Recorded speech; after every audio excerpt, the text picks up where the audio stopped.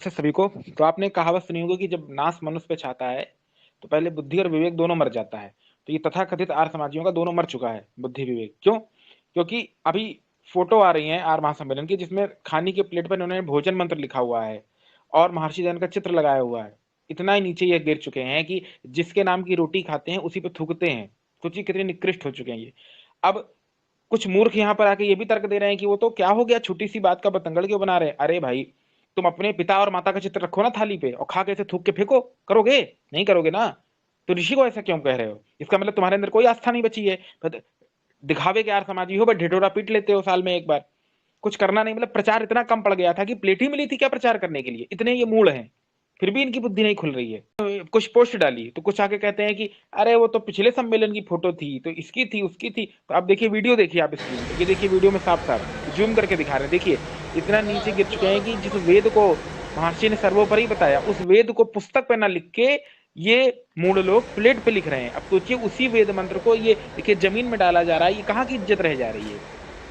स्वामी जी की फोटो पे लोग पैर रख रहे हैं, ये कहाँ की इज्जत रह रही है? इतने बार भी ये निकृष्ट लोग नहीं सुधरे कि बोतल पे भी लिख दिया।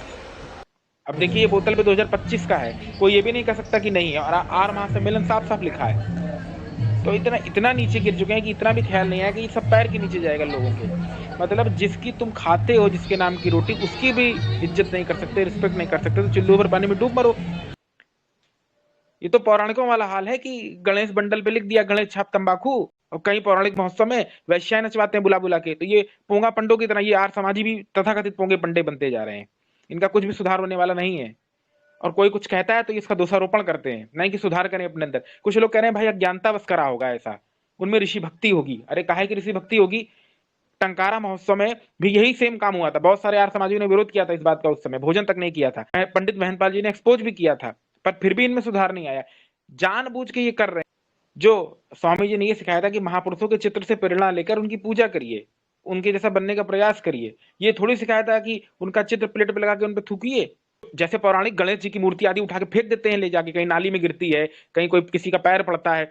जैसे पौराणिक गिर चुके हैं, वैसे ही तथाकथित आर्य समाजी तो उससे भी नीचे गिर चुके हैं। जैसे वो अपने देवी देवताओं की इज्जत नहीं करते हैं पौराणिक, ऐसे उठा के फेंक देते हैं कहीं भी नाले में, कहीं गणेश जी की फोटो पड़ी है, मूर्ति पड़ी है, वैसे ये कर रहे हैं। तो इनमें उनमें क्या अंतर रह गया है? दोनों मूर्ख हैं। तो इसीलिए हमने विरोध किया। आपने ट्रेन की टिकट कैंसिल करा ली, आप देख सकते हैं हमारे आर्य समाज के सारे लोगों ने टिकट कैंसिल करा ली। तो बाद में ये कार्यक्रम खत्म होता है तो ऊपर तक बात करने का प्रयास करेंगे, पहुंचाएंगे मीटिंग में बात। और हमारे आर्य समाज ने तो बाइकआउट किया ही इसका।